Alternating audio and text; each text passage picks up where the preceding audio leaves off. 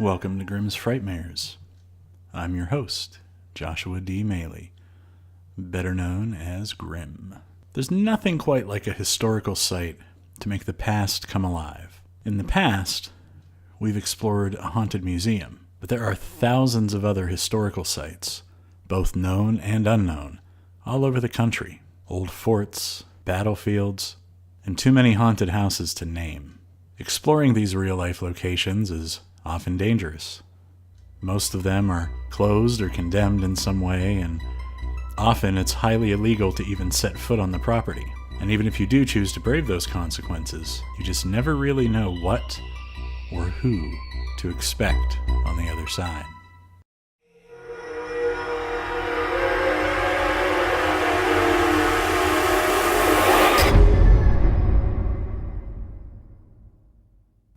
Tonight's story is a tale of urban exploration gone wrong, and all for the sake of a few minutes of fleeting online fame.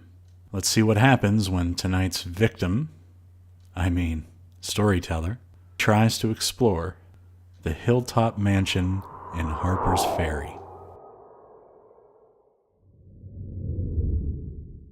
In early March of 2017, my friends and I decided we wanted to explore a historical place near our hometown of Hedgesville.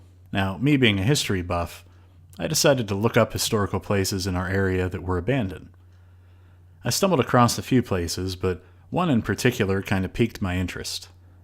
That place was the Hilltop Mansion, located in Harper's Ferry. After that, I started to contact local historians and paranormal groups in the area so I could find out more about the place. Now, I should mention, I intended to film an uncut documentary for my YouTube channel as well. I called up a friend of mine who is also a YouTuber and told him about the mansion, and he and some of his friends and my brother planned to meet at the location the following weekend. We arrived at the mansion somewhere around 3 p.m. It was a cold but sunny day, so in our minds we couldn't ask for better weather to explore in. Now, since the place was all boarded up due to structural damage, we crawled through a window that was broken on the hillside of the house. Once I was in the mansion, I was greeted by the brilliant architecture from the early 1800s. I mean, even if you know the place is beautiful, it did have a strange feeling about it that I just couldn't shake. Now, in my group, there were 7 of us, including myself, and we all decided to go upstairs and explore the upper levels of the mansion first. We made it up to the 3rd floor, and everyone was checking out the now destroyed rooms down this long, narrow hallway. I started walking down the hallway all the way to the end, and by the time I turned around, all of my friends had disappeared. There I was, all alone in a mansion that had formerly been a field hospital during the Civil War. I started walking back down the hallway, but for some reason, I felt like I needed to stop at one of the rooms. The room had had its floorboards ripped out, and it had the number 666 written on the wall in graffiti. This is where things got weird. I heard a board creak and a footstep coming from the room that I was looking into. I panicked and started fast walking down the hallway. As I got to the end of the hallway, a door to one of the rooms started closing on its own. I panicked even more because it felt like it was telling me to leave. At that point, I started yelling for my friends, but of course none of them answered. I got to the top of the stairway and started yelling again. They still didn't answer me. I started to go into hardcore panic mode. I started running down the stairs, but something inside me made me look over my shoulder. When I did, I saw a dark, shadowy figure standing at the top of the steps, right where I had just been. I just about tripped going down the steps, but I didn't care. I just wanted to get out of there and find my friends. I continued making my way down the multiple flights of stairs, and I felt like I was being chased. I heard bangs, footsteps, cracks, all following me all the way down to the main level. When I got to the bottom of the stairs, it stopped.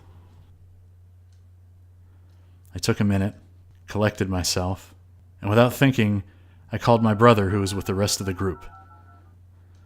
I told him I saw something, and he called me a bunch of different names because he thought I was just being a baby and I was over-exaggerating.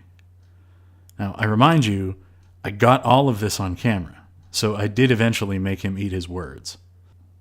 I finally found my friends. They had all gone up to the attic and decided not to tell me, apparently. They were constantly making fun of me, but I really didn't care. I lied to them, saying all I heard was a bang, and they just told me it was one of them. Now, it's hard for me to believe that, since all of the stuff happening to me was at least 2 floors below them. Everyone was taking pictures and carrying on in the old ballroom of the house. I really didn't care about that, so I decided to start looking at some of the graffiti that was left behind by other visitors to the mansion. After this, I still to this day can't remember what happened. I blanked out. When I woke up, I was at the end of a hallway that I had never been down. I was mortified to find out that right where I came to was next to a hole in the floor where an air conditioning unit had previously fallen through from the ceiling. I had apparently kept my phone running the entire time, so I showed the footage to a psychic who believes that I may have been partially possessed because of my lost memory, but the video clearly shows me wandering down this hallway. To this day, I still can't explain it. It wasn't my first experience with the paranormal, but it for sure was a terrifying one. If you enjoyed this story, please be sure to subscribe below, and check out our other offerings here at Grimm's Scary Tales. You can also find us on other social media. Just click the links on your screen. If you have a story you'd like to hear us read, click on the link to submit a story and tell us all about your own personal Frightmare. Thanks for listening.